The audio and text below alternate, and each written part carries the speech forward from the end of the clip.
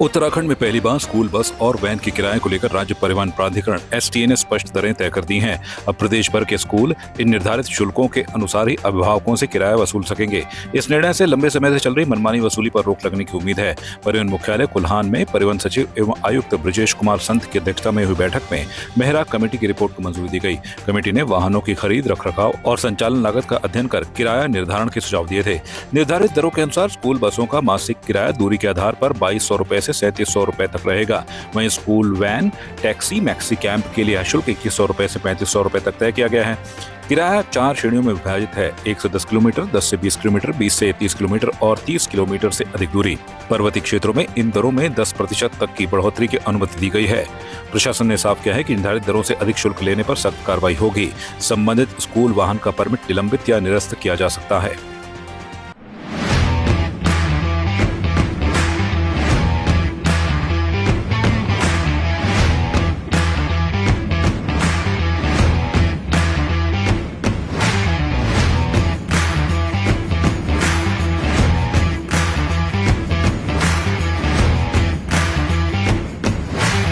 Roommate Home Appliances।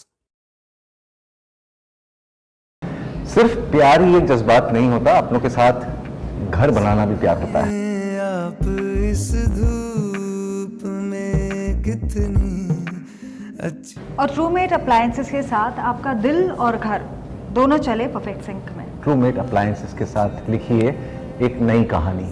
और देखिए हमारी फिल्म गुस्ताख इश्क जो आ रही है 28 नवंबर को सिर्फ थिएटर्स में।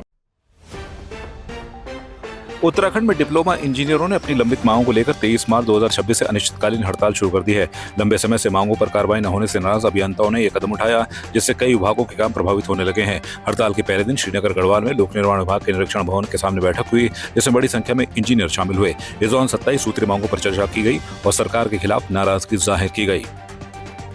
जो हमारा कार्यक्रम है ये पूरे उत्तराखंड के प्रत्येक जनपद की प्रत्येक शाखा में चल रहा है। और ये जो हमारी 27 सूत्रीय हमारी जो समस्या पत्र है ये आज नहीं, 13 जून 2025 को जब हमारा अधिवेशन देहरादून में हुआ था और हमने माननीय मुख्यमंत्री जी को एक ज्ञापन प्रस्तुत किया था, अपनी समस्याएं प्रस्तुत करी थी, तो माननीय मुख्यमंत्री जी ने हमें ये आश्वासन दिया था कि आपकी समस्याओं को गंभीरता से सुना जाएगा, उस पर कार्रवाई की जाएगी। लेकिन लगभग 9 महीने गुजर जाने के पश्चात भी उस पर कार्रवाई नहीं हो रही है। इसके अलावा जो हमारी प्रांतीय कार्यकारिणी है, प्रांतीय कार्यकारिणी ने जो हमारे आंदोलन कार्यक्रम था 2 फरवरी से स्टार्ट किया था। प्रथम चरण में हम लोगों ने शाखा में बैठक करी, 10 फरवरी को हमने जनपद में बैठक करी और 18 फरवरी को हमने जिला मुख्यालय में धरना दिया और DM साहब के माध्यम से CM को ज्ञापन दिया। इसके पश्चात भी हमारी समस्याओं का संज्ञान नहीं लिया गया। उसके पश्चात हमने प्रथम चरण के आंदोलन में 23 फरवरी को देहरादून में एक विशाल रैली आयोजित की कि शासन हमारी बातों का संज्ञान ले, लेकिन उसके पश्चात भी हमारी बातों का संज्ञान नहीं लिया। अब हमें मजबूर होकर के उसके पश्चात हमने फिर उस रैली के पश्चात जो हमारा द्वितीय चरण था 9 मार्च से लेकर 20 मार्च तक, द्वितीय चरण में हम लोगों ने देहरादून में समस्त जनपदों का क्रमिक अनशन किया। उसके पश्चात भी सरकार ने हमारी बातों का संज्ञान लिया। लास्ट में हमको मजबूर होकर के 23 मार्च से हम लोगों को इस हड़ताल में उतरना पड़ा। हमारी ये 27 सूत्री मांग नहीं बल्कि ये समस्याएं हैं जो शासन प्रशासन द्वारा उत्पन्न की गई है और जिनका निस्तारण हम शासन से चाह रहे थे, लेकिन शायद उनको हमारे इन समस्याओं को सुनने का टाइम नहीं है।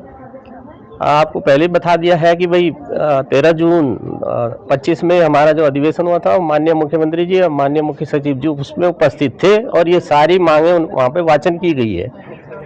इसमें मैक्सिमम जो मांगे हैं वो पहले से थी, उनको हटाया गया है, उन्हीं को हम वापस मांगना चाह रहे हैं। एक तरह से उन समस्याओं का निस्तारण चाह रहे हैं। एक जनरल सी बात है, हम चाहते हैं कि भाई इस देश की जो कार्यदायी संस्थाएं हैं उन्हीं से यहाँ के कार्य लिए जाए। और आपने देखा होगा कि यहाँ के कार्यदायी संस्थाएं तो भूखी मर रही है और देश से प्रदेश से बाहर की संस्थाओं को यहाँ पे कार्य पे लगाया गया है।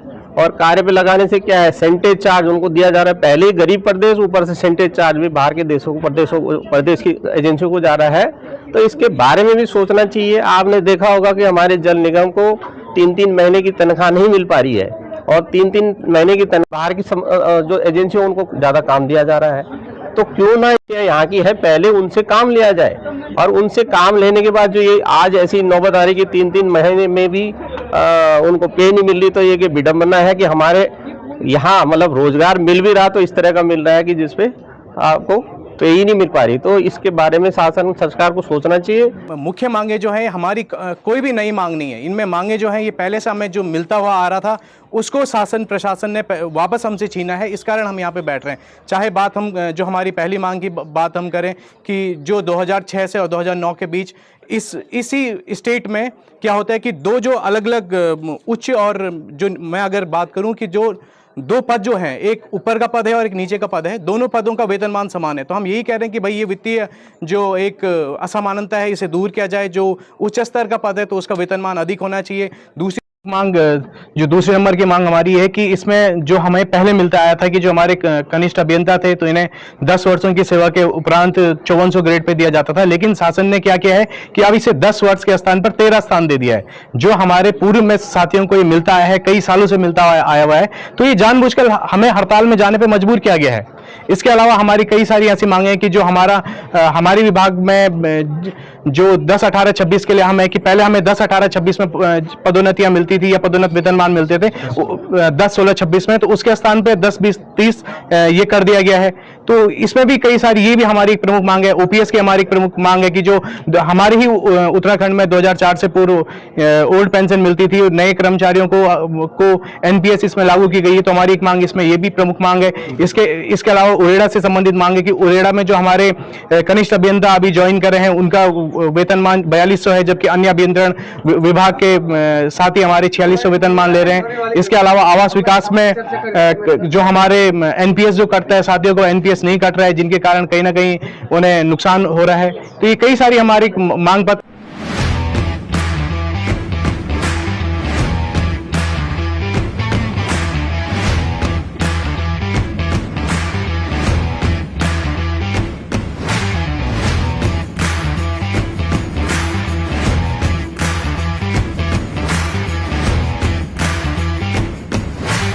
Roommate Home Appliances. सिर्फ प्यार ही एक जज्बात नहीं होता, अपनों के साथ घर बनाना भी प्यार होता है। आप इस धूप में कितनी अच्छी। और रूममेट अप्लायंसेस के साथ आपका दिल और घर दोनों चले परफेक्ट सिंक में। रूममेट अप्लायंसेस के साथ लिखिए एक नई कहानी। और देखिए हमारी फिल्म गुस्ताख इश्क जो आ रही है 28 नवंबर को सिर्फ थिएटर्स में। मुख्यमंत्री पुष्कर सिंह धामी सरकार के 4 वर्ष पूरे होने पर मल्ला महल में 4 साल बेमिसाल कार्यक्रम और बहुउद्देशीय शिविर का आयोजन किया गया। इस दौरान मुख्यमंत्री का वर्चुअल संबोधन प्रसारित किया गया, जिसमें उन्होंने यूसीसी, नकल विरोधी कानून और बढ़ती प्रति व्यक्ति आय जैसे उपलब्धियों का जिक्र किया। कार्यक्रम में विभिन्न विभागों ने स्टॉल लगाकर लोगों को सरकारी योजनाओं की जानकारी दी। साथ ही स्वास्थ्य शिविर में लोगों का इलाज भी किया गया। महिला स्वयं सहायता समूहों को 22.5 लाख रुपए के चेक वितरित किए गए। धुरंधर धामी सेल्फी पॉइंट युवाओं के आकर्षण का केंद्र रहा। कुमाऊनी कलाकारों और बच्चों ने सांस्कृतिक कार्यक्रम प्रस्तुत किए। तो आज हम अपने सरकार के 4 साल बेमिसाल कार्यक्रम में प्रतिभाग किया था। हमारे द्वारा जो जनता के द्वारा बड़े ही आप कह सकते हैं एक्साइटमेंट के साथ सभी लोग ने पार्टिसिपेट करा है और माननीय मुख्यमंत्री के निर्देश अनुसार हम सभी लोग कार्य कर रहे हैं। मैं आशा करता हूं जैसे कि हमने इस 4 साल में आर्थिक विकास करा है, बुनियादी ढांचे को हमने और मजबूत करा है, महिला और बाल सशक्तिकरण करा है, साथ ही के साथ हमने ये इंश्योर करा है कि जो सबसे ज़्यादा पीड़ित हैं उनके छोर तक हम कैसे विकास ले जा पाएँ। इसके साथ ही साथ हमने ये भी इंश्योर करा है कि जो हमारा इंफ्रास्ट्रक्चर डेवलपमेंट है वो कॉम्प्रिहेंसिव रहे। आप देख सकते हैं जितने भी हमारे धाम हैं, चारों धामों के जो हमारे रूट्स हैं वो इम्प्रूव हो चुके हैं, सबकी ब्रॉडनिंग हो चुकी है। इसके साथ साथ कर्णप्रयाग तक रेलवे लाइन का जो कार्य है वो बहुत ही तेज़ी से है और आशा करते हैं कि जल्दी वो चालू हो जाएगा। साथ ही साथ सेंट्रल गवर्नमेंट के साथ जो हमारी जो रहते हैं पार्टनरशिप रहती है वो काफ़ी हम देखते हैं काफ़ी प्रोजेक्ट्स में आ रही है। तो हमारे एनएच के कई हाईवेज हमारे क्लियर हो रहे हैं। तो मैं आशा करता हूं कि जैसे कि हमारे माननीय मुख्यमंत्री का निर्देश है और माननीय प्रधानमंत्री जी की भी आशा है कि हम सब लोग मिलके उत्तराखंड के विकास के लिए कार्य करेंगे। और ये उत्साह का पर्व था आज और इसी उत्साह के साथ हम आगे भी सब लोग एकजुट होकर कार्य करेंगे।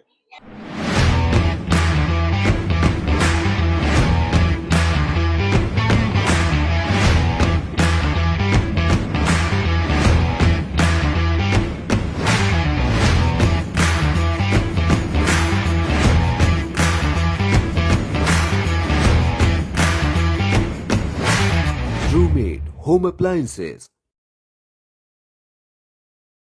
सिर्फ प्यार ही एक जज्बात नहीं होता, अपनों के साथ घर बनाना भी प्यार होता है। आप इस धूप में कितनी अच्छी। और ट्रूमेट अप्लायंसेस के साथ आपका दिल और घर दोनों चले परफेक्ट सिंक में। ट्रूमेट अप्लायंसेस के साथ लिखिए एक नई कहानी। और देखिए हमारी फिल्म गुस्ताख इश्क जो आ रही है 28 नवंबर को सिर्फ थिएटर्स में। आपकी इस पर क्या राय है, हमें कमेंट कर जरूर बताएं। इसके साथ ही आप हमारे YouTube चैनल को सब्सक्राइब कीजिए। आप हमें Facebook, Instagram, Twitter पर फॉलो भी कर सकते हैं और संवाद 365 के साथ एक क्लिक में जुड़ने के लिए डाउनलोड कीजिए संवाद 365 ऐप।